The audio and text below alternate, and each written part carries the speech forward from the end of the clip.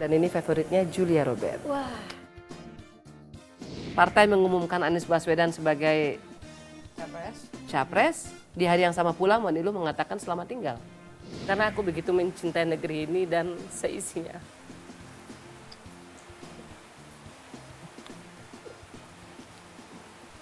Tidak ada jalan lain.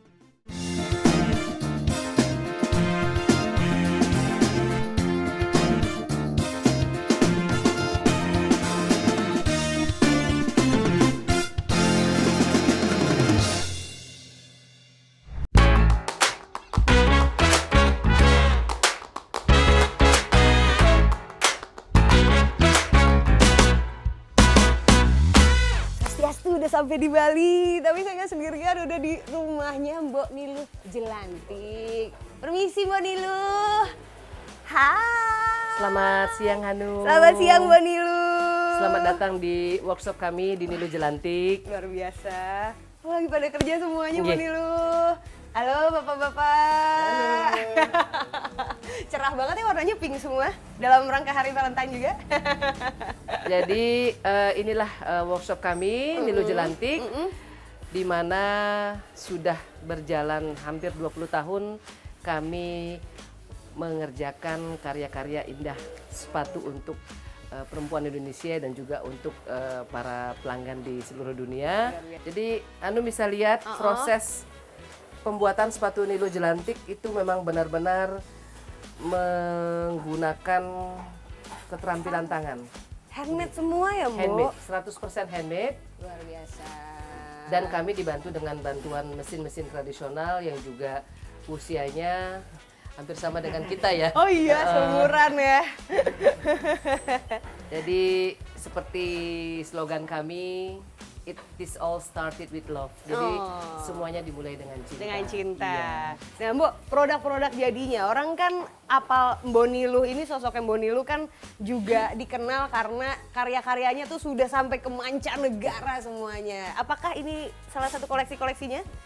Di sini ada beberapa model yang menjadi favorit dari pesohor, public figure, dan juga masyarakat Indonesia, pelanggan kesayangan Niluh Jelantik.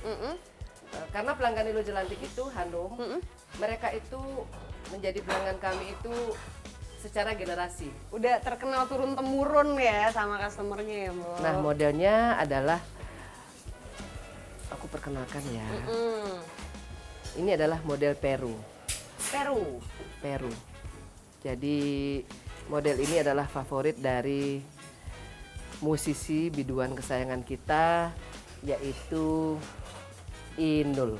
Oh, Mbak Inul. Inul kesayangan. Mbak Inul Daratista. Ya, beliau juga adalah pelanggan setia kami. Kalau model ini adalah model Kumala. Ini kalian lihat dengan heel 9 cm dan 11 cm. Akan tetapi yang biasa digunakan untuk pentas, untuk manggung oleh Inul adalah dengan heel 14,5 cm. Luar biasa Mbak Inul. Ini Mbak Inul ya? Yes. Oh, Jadi biasa dipakai mentas, manggung oleh beliau. Dan kita juga mempersembahkan kemarin 3 pasang sepatu untuk Miss Universe. Laksmi Denif untuk sebagai penghormatan kami, penghargaan kami atas terpilihnya Laksmi mewakili Indonesia. Orang Bali juga ya Orang Laksmi Bali ya? juga. Dan untuk para kontestan Miss Universe saat itu, kami menyediakan 85 souvenir yang dibawa oleh Laksmi untuk dipersembahkan kepada semua kontestan Miss Universe di Amerika Serikat. Oke, kita balik lagi. Kalau ini model favoritnya Happy Salma, adikku tersayang.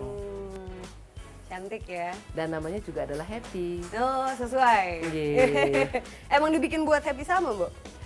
Iya, kita dedikasikan tiap model itu dengan nama-nama yang kami pilih sesuai dengan karakter dari sosok tersebut. Sosoknya. Jadi tough, lembut, terus bagaimana dia menjadi inspirasi bagi generasinya dia ataupun generasi penerus.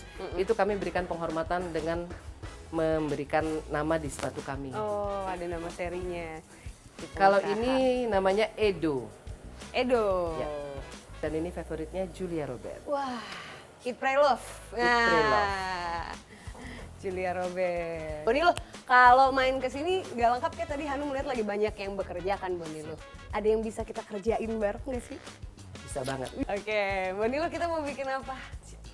Kita sekarang mau membuat souvenir yang sama yang seperti kita buatkan untuk Miss Universe. Oh wow, aku Miss SCTV. Salah ya? Miss Universe di hati kami. Miss Universe sendiri. Kita bikin apa Boni? Kayak gantungan kunci kah? Kita bikin kiring yang nantinya untuk mengingatkan persahabatan kita bahwa kemanapun kita pergi, satu yang tak boleh ketinggalan adalah kunci. Pertama kita gunting. Gunting dulu.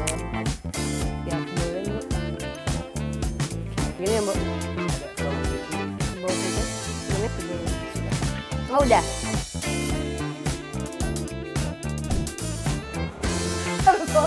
Yes.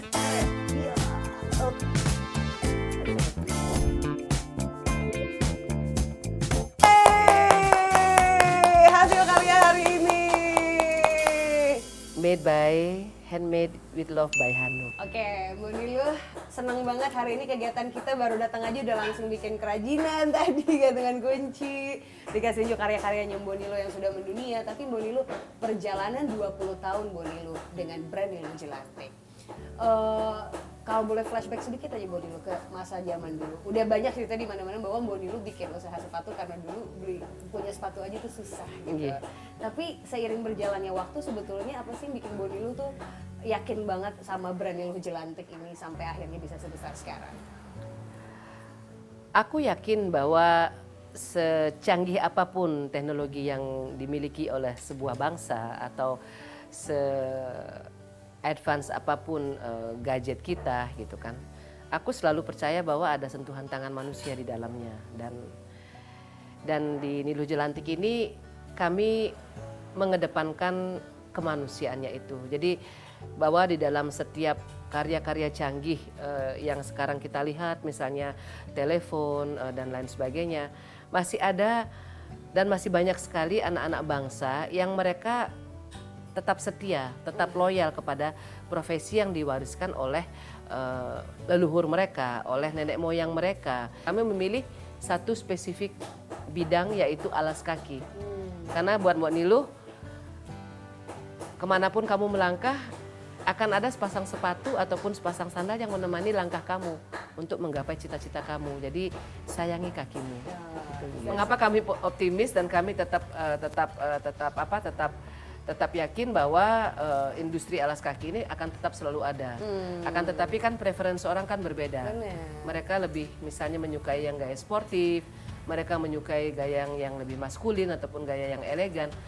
Akan tetapi sekali lagi kami berada di niche market yang memang kami sudah posisikan bahwa sepanjang sejarah sepatu itu ada, Nilu Jelantik akan selalu berada di dalamnya. Dan itu kita seimbangkan dengan kualitas, dengan karya yang indah, dengan tetap mengedepankan bahwa ini anak bangsa sesamamu loh yang mengerjakannya. Benar. Seperti itu. Dan sejak tahun 2003 impian kami sangat sederhana, ingin membuat sepasang sepatu yang pas, pasang sepatu yang bernilai tinggi dan dibuat oleh anak bangsa, dikerjakan juga di negara kita tercinta. Itu sebuah package, the whole package yang bukan hanya sekedar mempersembahkan karya cantik Nilu Jelantik, akan tetapi juga ada nasionalisme di dalamnya.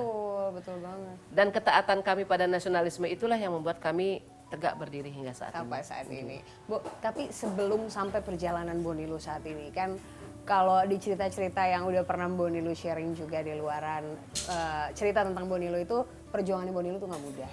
Bu Nilu mulai dulu bekerja sebagai operator telepon, bahkan pernah jadi office boy dulu Bu Nilu. Masa-masa itu gimana sih kalau Bu Nilu boleh sedikit ke belakang lagi mengenang masa-masa pada waktu itu?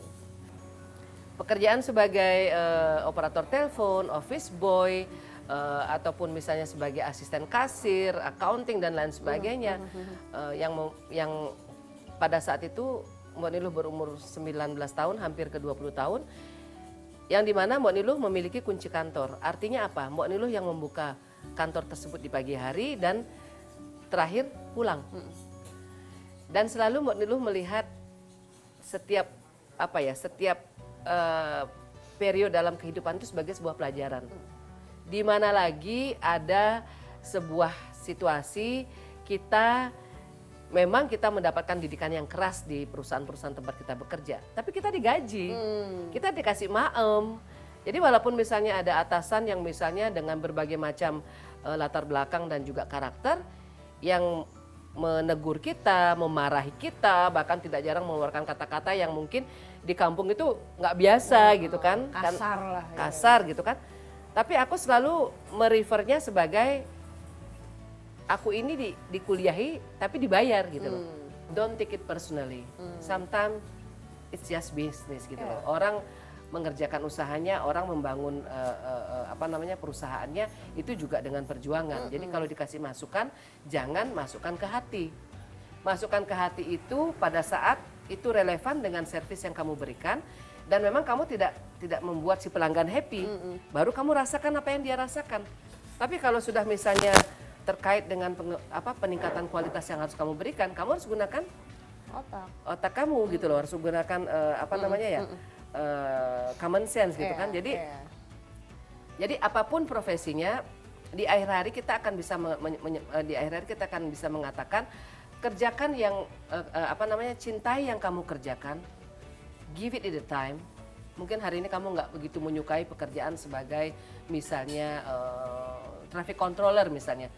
Tapi at the end of the day kamu tahu kamu menyelamatkan banyak orang. Kamu berdiri di situ untuk agar mobil itu berjalan aman, orang nyebrang berjalan aman, dan kamu enjoy di situ. Jadi buat Mbok ya menjadi seorang office girl gitu kan, menjadi seorang operator telepon, menjadi seorang kasir dan lain sebagainya, buat Mbok adalah sebuah kehormatan. Belakangan akhirnya nama Niluh Jelantik ini lebih dikenal sebagai aktivis Bali ketimbang seorang desainer karena Mbok selalu mengkritisi hal-hal yang dirasa tidak benar, terutama yang berkaitan dengan mungkin turis-turis yang datang dan berbuat hal-hal yang tidak semestinya gitu loh. Gimana Mbok ketika di-image-kan seperti itu bahwa akhirnya sekarang orang lebih kenal Niluh Jelantik yang aktivis Bali bukan yang Niluh Jelantik yang desainer gitu. Gimana mau nanggepinnya? Dan jika akhirnya bergeser dari brand sepatu yang sudah hampir 20 tahun dikenal di negara kita tercinta, hingga akhirnya Mbok Niluh ada dan dipanggil aktivis ya, karena aku nggak pernah mengatakan diriku aktivis atau pemerhati perempuan atau anak-anak atau seperti misalnya dikatakan pegiat sosial dan lain sebagainya. Aku menolak dikatakan seperti itu. Aku hanya menyampaikan aku ini Mbok Niluh yang ada buat kalian. Dan kalian harus paham bahwa kalian berhak untuk diperjuangkan. Dan pada saat ditanya misalnya kan sering di kolom komen tuh, kenapa ke Mbok Niluh, kenapa nggak ke sini, kenapa nggak ke situ? Kan ada institusinya padahal, kenapa ngadunya ke Mbok Niluh? Mereka jawab, karena Mbok Niluh dengar. Karena Mbok Niluh ada. Karena Mbok Niluh tidak memilih harus misalnya membela hanya orang Bali yang lahir di Bali yang agama tertentu saja. Mbok Niluh mendengarkan pengaduan kami semua. Dan aku memang memilih this little battlefield gitu loh. Karena tadi aku sudah cerita sama Hanum, kita tidak bisa menjadi berkat untuk keseluruhan negeri ini, tapi kita bisa memulainya dari hal yang kecil.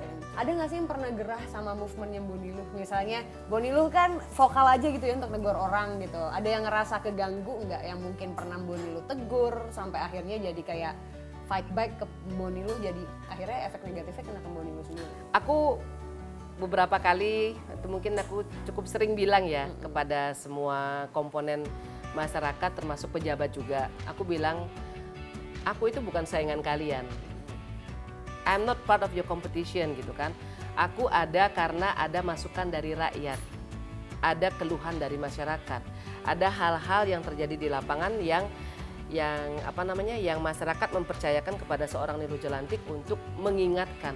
Nah, kalau kalian bisa menerimanya dengan pemikiran bahwa Niluh Jelantik mengkritik aku untuk aku mengeluarkan kebijakan yang pro kepada rakyat. Kalau itu bisa dilakukan secara ideal, aku yakin pemilihan legislatif maupun eksekutif itu, mereka siapapun mereka yang ingin menjabat kembali, yang ingin menjadi wakil rakyat, cukup temani aku ke desa-desa, cukup temani aku pada saat rakyat mengadu, pada saat rakyat menangis memerlukan pelukan, cukup melakukan itu. Dan mereka, aku yakin 100% mereka pasti terpilih tanpa aku berada di dalamnya. But that is not the case, gitu kan? Ketidakadilan masih ada, pejabat-pejabat yang memang kurang kooperatif lah gitu kan, yang melihat segalanya selalu dari sisi politik gitu loh, yang makasih sayang, yang melihat segala sesuatunya selalu dari segi competition gitu kan. Oh, ini lu kesini nanti pasti arahnya kesini. But this is your thinking gitu kan. This is not my thinking. But if you make it in such a way, then I'm gonna be there gitu loh. Ya kan? Aku kan cuma ingin menjadi perpanjangan masyarakat. Kamu hanya perlu membuka pintu saja, dan I don't have to be in that political fields gitu loh. Aku tetap bahagia kok menjadi Nilo Jelantik yang dikenal di mana-mana, yang ibaratnya kalau kami ke luar negeri pun itu kami memiliki pelanggan-pelanggan yang bukan kaleng-kaleng gitu kan, yang ibaratnya Dan loyal pula. dan loyal gitu kan, yang dari pedagang telur hingga kepala negara gitu kan menjadi pelanggan kami gitu kan. Tapi kenapa aku menempuh jalan kerikil tajam itu gitu kan? Kenapa aku nggak pakai yang karpet merah ini aja gitu kan?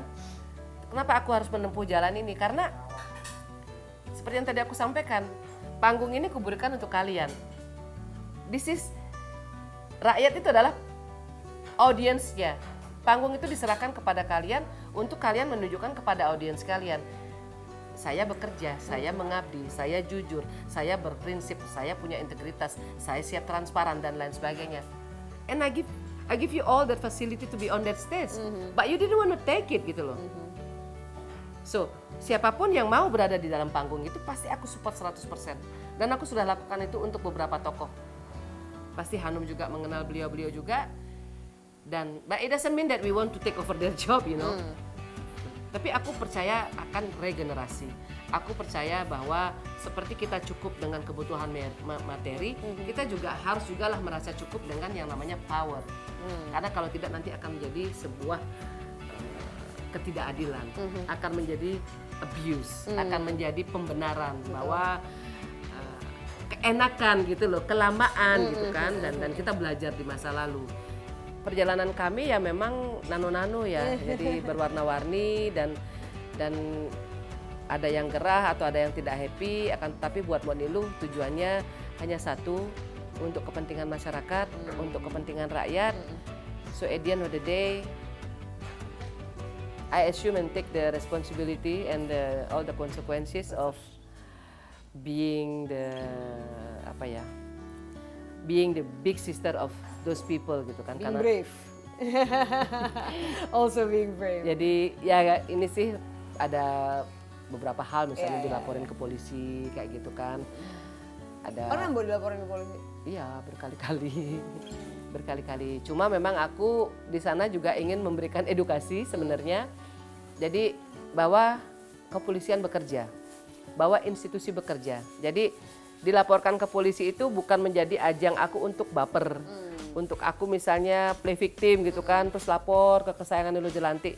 Yang Hanum sendiri tahu bahwa kesayangan Nilo Jelantik itu isinya emak-emak perempuan yang kalau ada ketidakadilan dan aku mengekspos di sana, dan itu bisa langsung sebegitu viralnya, melebihi misalnya public figure dengan follower misalnya jutaan gitu. Jadi kadang-kadang kita menulis sesuatu tentang kondisi di masyarakat, yang nge-like 2.000 misalnya gitu kan, yang komen bisa 5.000 loh gitu kan. Jadi kita ada di situ, dan terkadang apa yang kita sampaikan disalahartikan misalnya oleh orang-orang yang merasa tidak nyaman, dan salah satu cara mereka adalah melakukannya untuk melaporkan. Tapi kan kita percaya bahwa justice is there gitu loh. Jadi kita hadapi, kita hadapi proses hukumnya, kita BAP, kita bertemu dengan pihak kepolisian, dan at the end of the day truth prevail gitu loh. Jadi di end of the day, seperti orang Hindu bilang, kami di Hindu tuh percaya dengan Satyam Eva Jayate, yang berarti kebenaran akan akan menang, akan membuka segalanya. Jadi tetaplah menjadi orang baik, tetaplah berjalan di atas jalan kejujuran itu yang memang tidak mudah dan kita tidak meminta ada lampu-lampu gemerlap itu ataupun applause ataupun pujian, tidak, akan tetapi sepanjang perjalanan itu kita menyampaikan pesan kepada anak-anak muda di Indonesia, kepada generasi penerus kita bahwa mereka berharga. You're valuable. Nah, Bonilo, banyak juga akhirnya yang berpendapat bahwa semua movement Bonilo ini dikesankan sangat politis, apalagi disangkut pautkan dengan Bonilo yang baru saja hengkang dari Partai Nasdem beberapa waktu lalu karena ada tidak keselarasan ideologi begitu antara Bonilo dan partai. Nanti kita akan bahas lebih banyak lagi di Point of View di segmen berikutnya. Karena aku begitu mencintai negeri ini dan seisinya.